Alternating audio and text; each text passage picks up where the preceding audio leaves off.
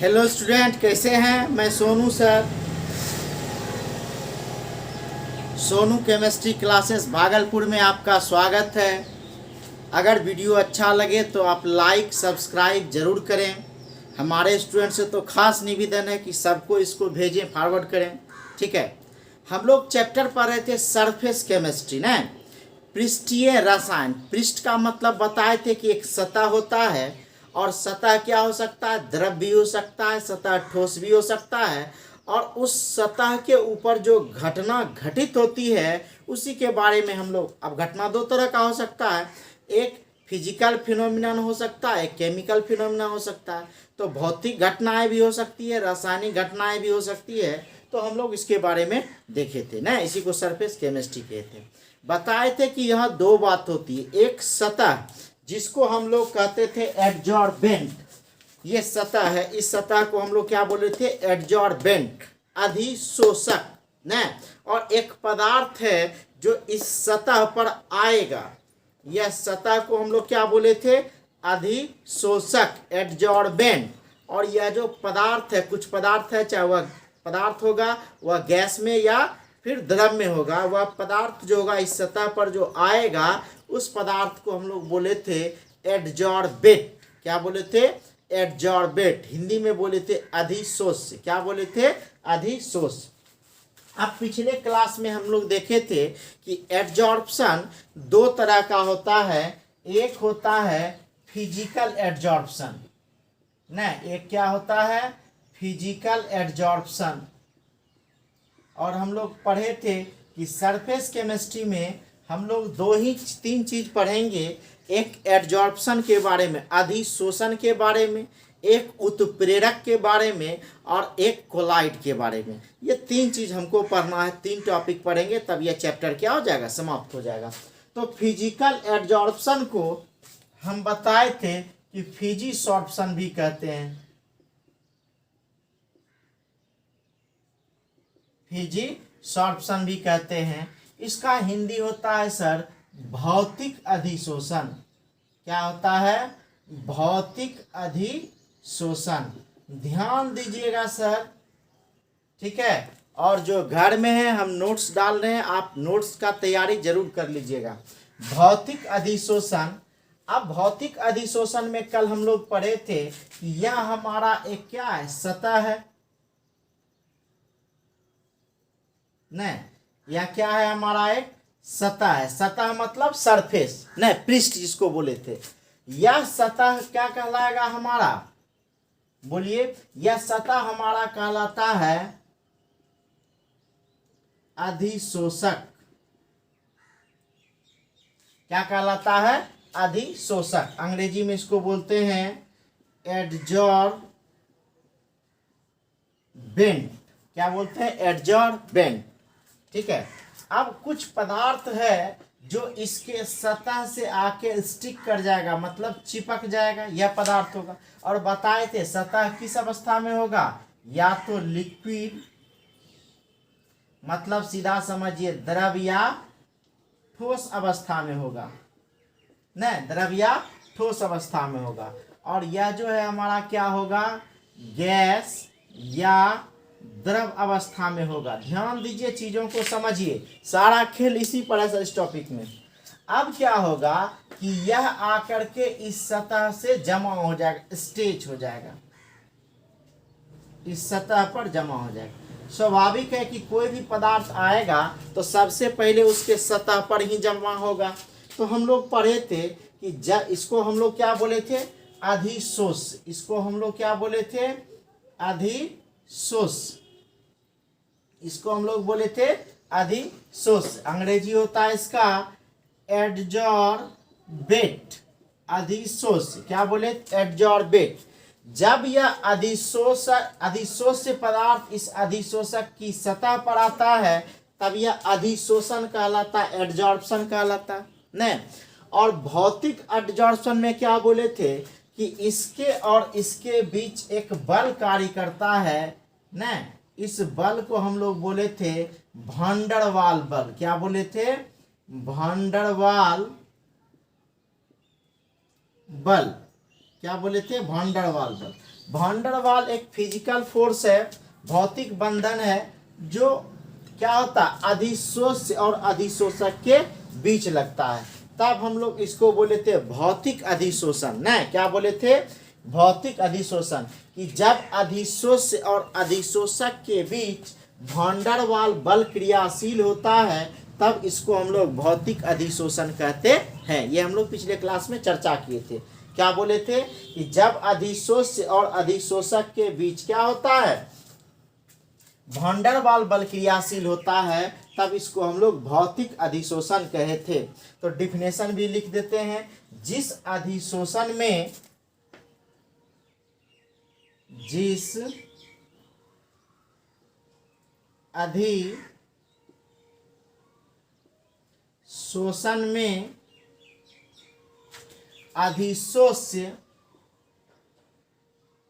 अधिशोष्य और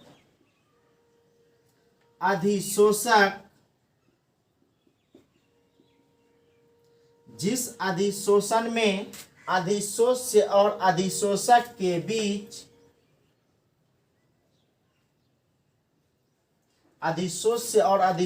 के बीच कौन सा बल क्रियाशील होगा? बोलिए, वैन डर वाल बल। वैन डर वाल बल क्रियाशील होगा। जिस अधिशोषण में अधिशोष्य और अधिशोषक के बीच वैन डर वाल बल क्रियाशील होगा, क्या कहलाएगा? भौतिक अधिशोषण कहलाता है। क्या कहलाता है? भौतिक अधिशोषण कहलाता है। भौतिक अधिशोषण कहलाता है। कोई दिक्कत सर? भौतिक अधिशोषण कहलाता है। अब क्या होता है सर, इसका एग्जांपल देखें कि अलग अलग गैस को एक एनिमल चारकोल होता है, ठीक है, वह क्या कर लेता है? एब्जॉर्ब कर लेता है। आप देखे होंगे गैस मास्क होता है, ठीक है, जो कि कोयला खदान में काम करने वाले लोगों के बीच क्या होता है कि वह एक मास्क पहन के जाता है, या आजकल कोरोना वायरस है तो सब लोग क्या करता है? मास्क पहनता है। तो यह मास्क क्या करता है कि उस गंदे हवाओं को या अच्छे हवाओं को भी क्या कर लेता है? एब्जॉर्ब कर लेता है, अधिशोषित कर लेता है, जो हमारे बॉडी तक नहीं पहुंचता। उसी तरह आप देखे होंगे कि सिलिका जेल। सिलिका जेल का नाम सुने? नहीं सुने हैं? ध्यान दीजिए, आप लोग जब जूता खरीदते होंगे या चप्पल खरीदते होंगे लेदर का, नहीं चमड़े का, जब चप्पल या जूता खरीदते होंगे तो उसके अंदर, या कैमरा वैमरा भी कुछ भी आप खरीदने जाएं, उसके अंदर देखिएगा एक पैकेट में इतना सा पैकेट रहता है, कागज के अंदर एक सॉलिड सा चीज रहता है, और उस कार्टून में क्या होता है? रखा रहता है ना।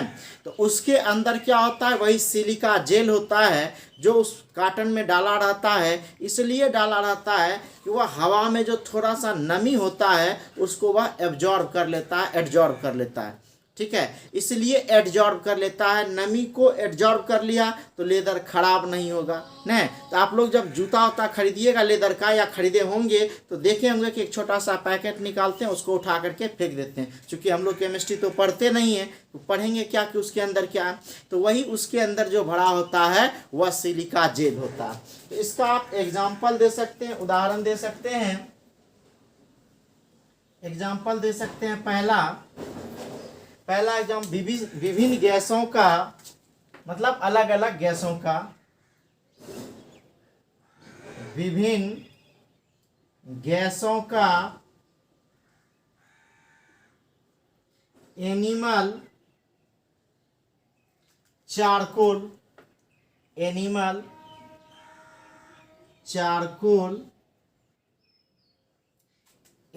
चारकोल द्वारा क्या? अधिशोषण। एनिमल चारकोल द्वारा अधिशोषण, ठीक है। और दूसरा एग्जांपल क्या दे सकते हैं? क्या बोलिए कि हवा में कम मात्रा में सिलिका जेल होता है, सॉरी कम मात्रा में नमी होता है, जिसको सिलिका जेल क्या करता है? अवशोषित करता है। तो लिख सकते हैं जल वाष्प का सिलिका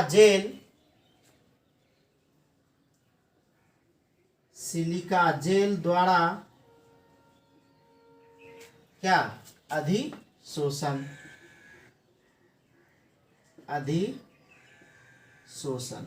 ये तो हमारा हो गया सर क्या, भौतिक अधिशोषण, फिजिकल एडजॉर्प्शन। अब हम बात कर रहे हैं केमिकल एडजॉर्प्शन की। किसकी बात करेंगे?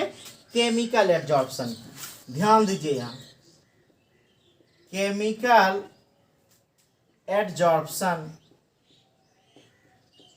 केमिकल एडजॉर्प्शन को अंग्रेजी में कीमीसॉर्प्शन भी बोलते हैं। क्या बोलते हैं? कीमीसॉर्प्शन। हिंदी होता है सर इसका रासायनिक अधिशोषण। रासायनिक अधिशोषण। एक हमारा हो गया सर फिजिकल एडजॉर्प्शन, भौतिक अधिशोषण, और दूसरा हो गया हमारा सर केमिकल एडजॉर्प्शन, रासायनिक अधिशोषण। फिर यही होगा सर कि हमारा यह क्या है? एक सतह है। ध्यान दीजिए सर, यह सतह है। सतह मतलब सर पृष्ठ, क्योंकि हम चैप्टर ही पढ़ रहे हैं सरफेस केमिस्ट्री, तो जो कहानी होगा सब कहाँ होगा सर? सतह पर होगा, पृष्ठ पर होगा। नहीं तो कहता है कि इस सतह पर क्या होगा? यह अधिशोष्य पदार्थ है। यह अधिशोष्य पदार्थ है। यह पदार्थ मेरा क्या हो गया सर? अधिशोष्य। और यह हमारा क्या हो गया सर? अधिशोषक। यह पदार्थ हो गया सर मेरा अधिशोष्य, और यह पदार्थ हो गया क्या? अधिशोषक। अब कहता है कि जब यह अधिशोष्य पदार्थ अधिशोषक की सतह पर आता है तो फिर यहाँ क्या हो जाएगा? स्टिच हो जाएगा, जमा हो जाएगा। इसके सतह से क्या हो जाएगा सर? चिपक जाएगा। अब ऐसा नहीं सोचना कि सर बीच बीच में गैप छोड़ दिए, एक्चुअल में ऐसा कुछ होता नहीं है। हम चूंकि डायग्राम बना रहे हैं आपको समझने के लिए, ऐसा कर रहे हैं कि आपको बेहतर तरीके से समझ में आए। अब क्या होगा सर कि यह पदार्थ जो इस सतह पर आकर के जमा हुआ, इसके बीच एक क्रियाशील बल लगता है न, जिसको हम लोग पढ़े थे कल, रासायनिक बंधन। क्या पढ़े थे? रासायनिक बंधन।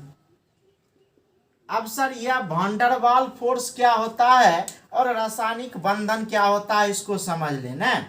तो वैन वाल फोर्स एक वीक फोर्स होता है, कमजोर बल होता है, जो किसी विशेष परिस्थिति में लगता है। मतलब जब कणों के बीच दाब लग जाता है। हम एक बार चर्चा किए थे या पिछले क्लास में कभी चर्चा किए हैं कि क्या हो जाए, आप ट्रेन में खचाखच भीड़ है बैठ न, और क्या होता है, हर लोग एक दूसरे से सटा हुआ है, मजबूरी है कि भीड़ है न, और आपके बगल से एक लड़का उठ जाए न, और आकर के एक लड़की बैठ जाए, तो आपके मन में एक बॉन्ड सा बन जाता है कि जहाँ तक हम जाते ये भी मेरे साथ चलता तो कितना मजा होता न। तो वह जो मन में एक बॉन्ड बना सर, वह बॉन्ड में कोई वास्तविकता नहीं है, क्योंकि प्रेशर के कारण, जगह नहीं रहने के कारण वो आपके साथ जुड़ा। ऐसे ही बंधन बल को वैन डर वाल कहते हैं। अब ऐसा जाकर नहीं लिखना है कि ट्रेन में भीड़ है और एक लड़का उठा और वहाँ एक लड़की आकर के बैठ गया तो मन में जो बॉन्ड बनता है उसी को वैन डर वाल फोर्स कहते हैं। ऐसा कुछ नहीं। चीज़ों को समझिए कि गैस के मॉलिक्यूल दूर दूर हटे होते हैं न। अब क्या होता है कि उसके ऊपर दबाव डाला जाता है, तो जैसे दबाव डाला जाएगा तो गैस के मॉलिक्यूल एक दूसरे के निकट आएंगे, और जैसे ही निकट आए उसके बीच क्या हो गया? एक बंधन, अवस्था बदल जाता है। आप देखेंगे कि गैस से द्रव में बदल जाता है, तो यह जो अवस्था बदल जाता है इसी को एक बल है। इसके बारे में वैन डर वाल ने देखा था, इसीलिए इसका नाम हुआ वैन डर वाल बल।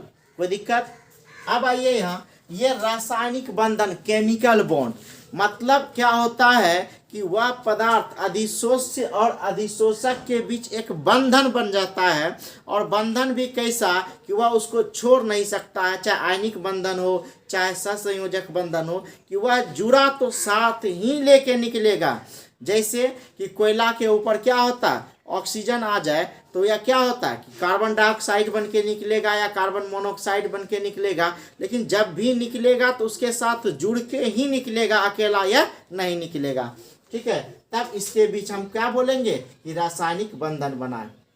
क्या परिभाषा दे सकते हैं कि जिस अधिशोषण में अधिशोष्य और अधिशोषक के बीच सिर्फ अंतर इतने हैं, वैन डर वाल्स को हटा करके रासायनिक बंधन क्रियाशील होगा, क्या कहलाएगा, रासायनिक अधिशोषण कहलाता है। क्रियाशील होता है लिख दीजिए, ज्यादा बढ़िया रहेगा। क्रियाशील होता है तब लिखिए भौतिक अधिशोषण कहलाता है। यहां भी क्या लिखेंगे सर कि जिस अधिशोषण में अधिशोष्य और अधिशोषक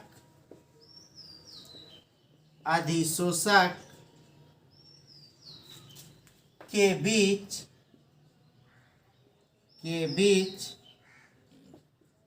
रासायनिक बंधन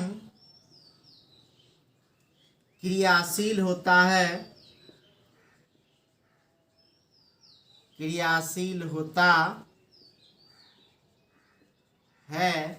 क्या कहलाएगा, रासायनिक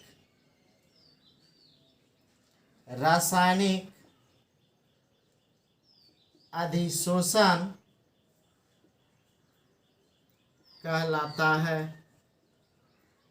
रासायनिक अधिशोषण कहलाता है। अब एग्जाम्पल देखेंगे। नहीं, एग्जाम्पल क्या है सर कि क्या होगा, अभी बताए कि गैस जो है किसी पदार्थ के साथ रिएक्ट करके तब उसके साथ निकलेगा। इसका एग्जाम्पल है कि कोई भी धातु है, हम लोग सॉलिड स्टेट जब पढ़े थे तो वहाँ पढ़े थे कि प्लेटिनम एक धातु होता है जो नाइट्रोजन या फिर हाइड्रोजन गैस को क्या कर लेता है, एब्जॉर्ब कर लेता है, अधिशोषित कर लेता है। ये हम लोग पढ़े थे। तो इसका एग्जाम्पल देते हैं कि H2 गैस का, H2 मतलब क्या हो गया सर, हाइड्रोजन गैस का प्लेटिनम, Pt का मतलब प्लेटिनम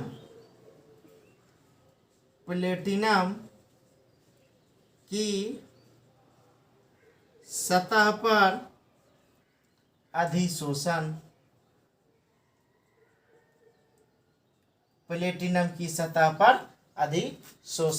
और भी दूसरा एग्जांपल लिख सकते हैं O2N2, नहीं कि O2 गैस है, N2 गैस है, इसका धातु की सतह पर क्या होता है, अधिशोषण होता है। तो लिख सकते हैं O2N2 मतलब ऑक्सीजन नाइट्रोजन गैस का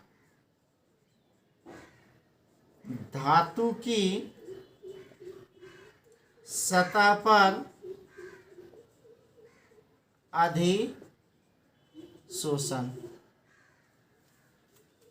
फिजिकल एडजॉर्प्शन, केमिकल एडजॉर्प्शन में कोई दिक्कत सर, ठीक है। तो एक बार देख लीजिए, भौतिक अधिशोषण में क्या बोले कि जब अधिशोष्य और अधिशोषक के बीच वैन डर वाल्स बल क्रियाशील होगा तब भौतिक अधिशोषण, और जब अधिशोष्य और अधिशोषक के बीच रासायनिक बंधन क्रियाशील होगा तब इसको रासायनिक अधिशोषण कहते हैं। फट से स्क्रीनशॉट लीजिए, तब हम लोग देखेंगे अधिशोषण की विशेषता, तब देखेंगे कि भौतिक अधिशोषण और रासायनिक अधिशोषण में क्या डिफरेंस है, अंतर है। जल्दी फटाक से।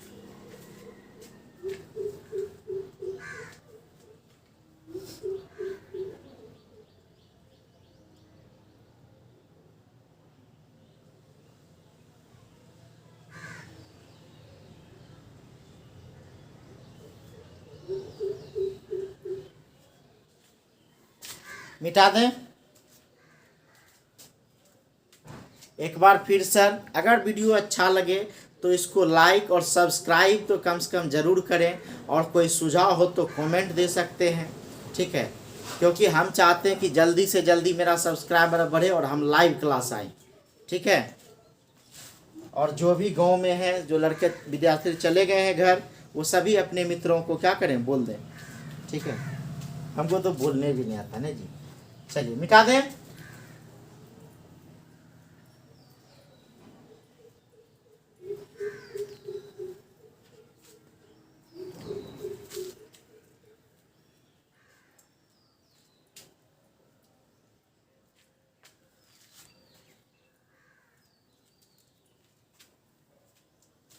अब हम लोग देखते हैं सर अधिशोषण की विशेषता।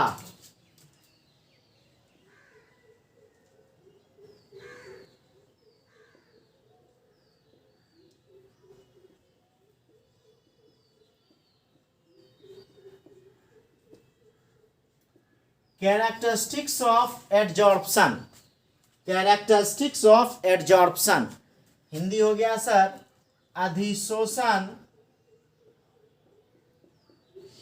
अधिशोषण की विशेषता। क्या विशेषता है सर अधिशोषण का? नहीं, अधिशोषण की हम बात कर रहे हैं सर तो सीधा सा दिमाग में बस एक ही डायग्राम लेना होगा कि यह हमारा क्या है सर, सतह है, और ये सतह का क्या नाम होता है सर, अधिशोषक। और यह कुछ सब्सटेंस है जो इस सतह पर क्या होगा, आएगा। इस सब्सटेंस को क्या कहते हैं, यह सतह हो गया अधिशोषक और इसको कहते हैं अधिशोष। और हम लोग पढ़े हैं कि यह अधिशोषक और अधिशोष, अधिशोष से जब अधिशोषक की सतह पर आता है तो यह आने की प्रक्रिया अधिशोषण कहलाता है। अब अधिशोषण की क्या विशेषता है? अब विशेषता होने के लिए दो बात खास है कि यह अधिशोष का नेचर कैसा है या इस अधिशोषक का सतह का प्रकृति क्या है, मतलब नेचर क्या है, यह इसी बात पर डिपेंड करेगा। यह अधिशोषण क्या है, अधिशोषण एक वर्तुहार है, ठीक है, जो लड़का और लड़की को मिलाएगा। तो यह लड़का और लड़की को जो मिलाएगा यह वर्तुहार, यह किस पर निर्भर करेगा, यह अधिशोष और अधिशोषक पर क्या करेगा, निर्भर करेगा। मतलब वह डिपेंड करता है कि किस सतह पर पदार्थ का अधिशोषण होना है, ठीक है, उसका नेचर कैसा होगा, और जो पदार्थ उस सतह पर जाएगा उस सतह का पदार्थ का नेचर कैसा होता है, यह इस बात पर निर्भर करता है। और सारा इर्द गिर्द इसी के ऊपर है। आप देखते होंगे कि कभी कभी कोई भी बॉडी रखिए उसके ऊपर धूल कण आके जम जाता है, नहीं, तो इसका मतलब ये हुआ कि यह हमारा सतह है और इस पर आया डस्ट और अपने आप आकर के क्या हो गया, बैठ गया। इसको करवाने के लिए कोई रिएक्शन करवाना पड़ा। हम कहते हैं कि कोई भी चीज़ खा ली है तो नहीं, कुछ तो इसके ऊपर तो गैस तो जरूर आकर के जुड़ा हुआ है, नहीं, तो कहने का मतलब ये इस सतह के ऊपर जो पदार्थ आता है वह अपने आप आ जाता है। तो हम कह सकते हैं कि अधिशोषण एक स्वतः प्रक्रम है, मतलब अपने आप हो जाने वाला क्रिया है। तो हम लोग पहला बात क्या लिखेंगे, फर्स्ट बात इसमें लिखेंगे, ठीक है, इसको मिटा दें। पहला बात लिखेंगे अधिशोषण, अधिशोषण एक स्वतः, स्वतः मतलब अपने आप, स्वतः होने वाला प्रक्रम है। अधिशोषण एक स्वतः होने वाला प्रक्रम है, यह अपने आप अधिशोषण हो जाता है। अब हम बात कर रहे हैं सेकेंड कि आप एक मिश्री का ढेला ले लीजिए, नहीं, मिश्री जो आता है जो धागा लगा हुआ रहता है, और एक मिश्री आता है छोटा छोटा जो चीनी से थोड़ा बड़ा होता है। फिर एक चीनी का दाना ले लीजिए और एक चीनी को पिसा हुआ ले लीजिए बराबर मात्रा में। अगर 100 ग्राम आप मिश्री लिए हैं पूरा सॉलिड, एक 100 ग्राम वाला, उतना ही 100 ग्राम वाला चीनी से जो बड़ा मिश्री आता है वो लीजिए, नहीं, और उसी को क्या कर दीजिए, फिर चीनी लीजिए 100 ग्राम और फिर जो है चीनी को पीस दीजिए तो वह पाउडर बन जाएगा, नहीं।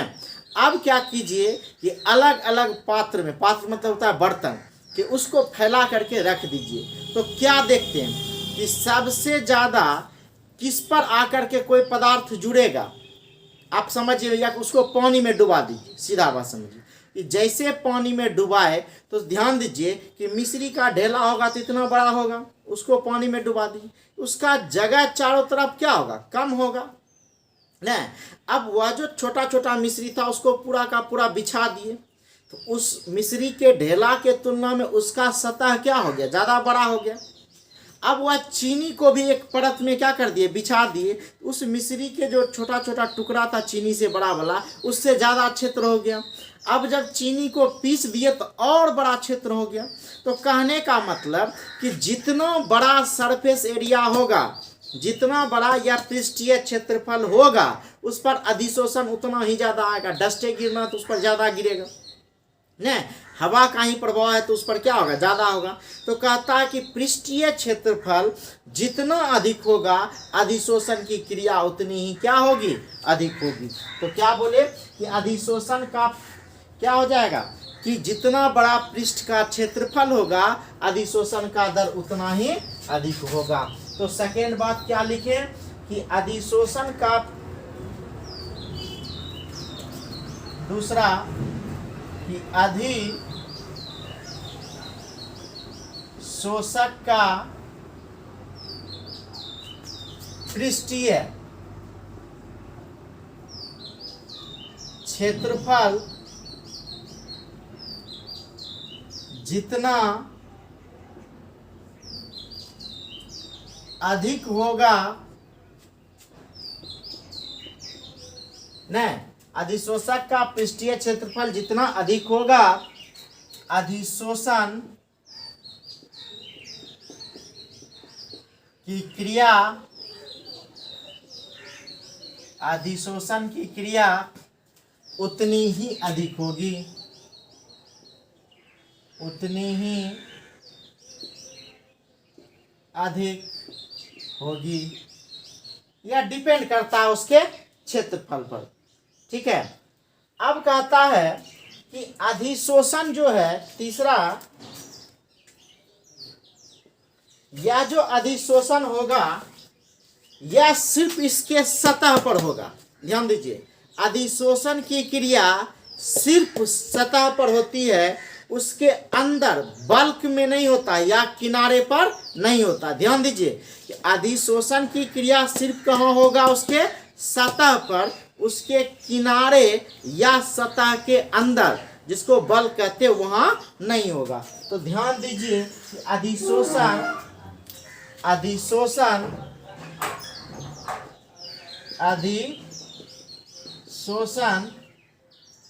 हमेशा अधिशोषक के सतह पर होगा, बल्क में नहीं, बल्क में नहीं। क्योंकि जैसे ही अंदर चला गया सर, सतह के अंदर चला गया, तब हम लोग इसको क्या बोलते हैं, अवशोषण। क्या बोलते हैं, अवशोषण। तब यह अधिशोषण नहीं होगा।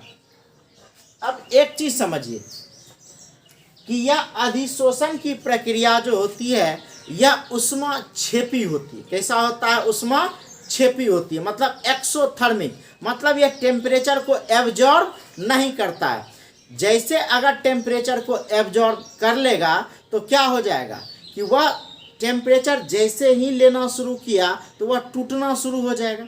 नहीं, याद रखिएगा कि जो भी एनर्जी लेना शुरू करता है वह क्या होता है, टूटना शुरू करता है। हम लोग चर्चा कर चुके हैं कि यह उष्मा क्षेपी, उष्मा शोषी जो होगा, वह जैसे उष्मा को एब्जॉर्ब किया, इसका मतलब वह टूट जाएगा, ब्रेक कर जाएगा, हीट को खींचेगा नहीं।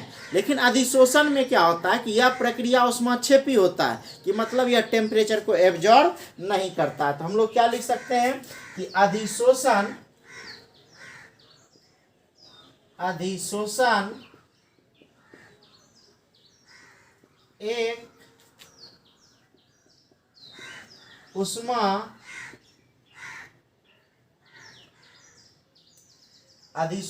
एक उष्माक्षेपी प्रक्रिया है।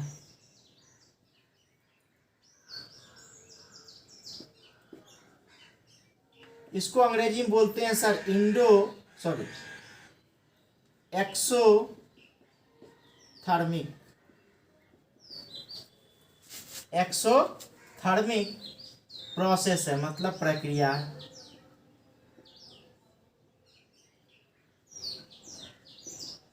प्रक्रिया। पांचवा या एक उष्माक्षेपी प्रक्रिया हो गया। कहता है लगातार अधिशोषण की क्रिया इस सतह पर होते चले जाए। यह क्या हो गया कि पहला बार जो लेयर जब हम बताए थे कि पृष्ठ को एकदम क्लीन होना चाहिए, जित अधिशोषण के लिए सतह को क्या होना चाहिए, एकदम चकाचक होना चाहिए। अब क्या होगा कि जैसे एक बार अधिशोषक के सतह पर अधिशोष से आकर के स्ट्रेच हो गया, जुड़ गया, तो बाद में प्रक्रिया क्या हो जाएगा, धीमा हो जाएगा या कम हो जाएगा, क्योंकि एक बार जो चिपक गया अब उसके ऊपर ही ना आकर के चिपकेगा। कहने का मतलब ये हुआ कि अपने आप जो गतिशील हो रहा था इस सतह पर आया, ठीक है, अब इस सतह पर आया, इसके बाद जो इसके सतह पर ऊपर से आना शुरू हो जाएगा, तो इसकी स्वतंत्र गतिशीलता क्या हो जाएगी, रुक जाएगी। स्वतंत्र गतिशीलता क्या हो जाएगी, रुक जाएगी, मतलब यह स्वतंत्र गतिशील नहीं हो सकता। तो कहता है कि अधिशोषण के कारण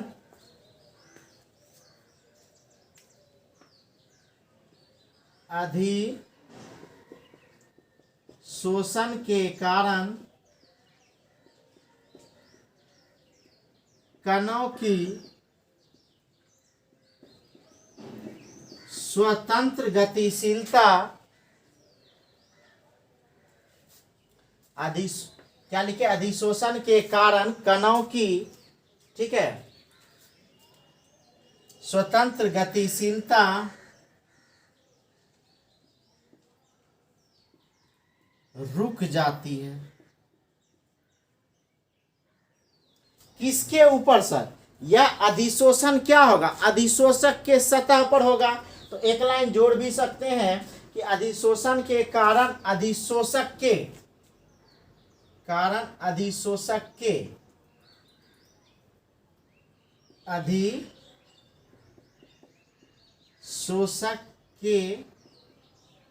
कणों की, अधिशोषक के कणों की स्वतंत्र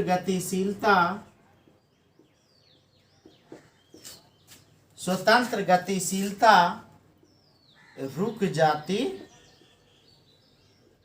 है। ठीक है, अब इसके बाद हम लोग देखेंगे भौतिक और रासायनिक अधिशोषण। आप इसको जल्दी स्क्रीनशॉट लीजिए।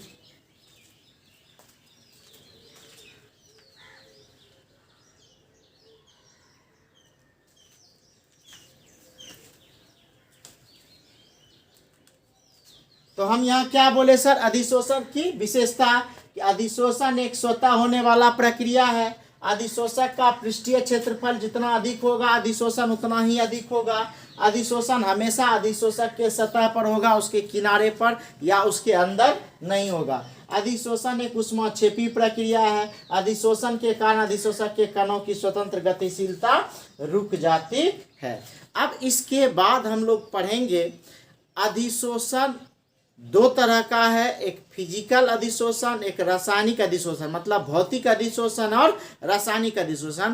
तो भौतिक अधिशोषण और रासायनिक अधिशोषण में क्या डिफरेंस है, इसके बारे में हम लोग नेक्स्ट वीडियो में देखेंगे। तब तक आप लोग पढ़ के तैयार रहिए, और कोई भी डाउट हो तुरंत पूछिए। व्हाट्सएप पर क्वेश्चन भेज सकते हैं, पूछ सकते हैं, या कॉल कर सकते हैं। इसके अलावे सर आप एक चीज़ का ध्यान देना है आपको कि नोट्स पूरा बनाते जाइए, ठीक है। और लास्ट में बोलेंगे कि चैनल को अधिक से अधिक सब्सक्राइब कीजिए। Best of luck, thank you.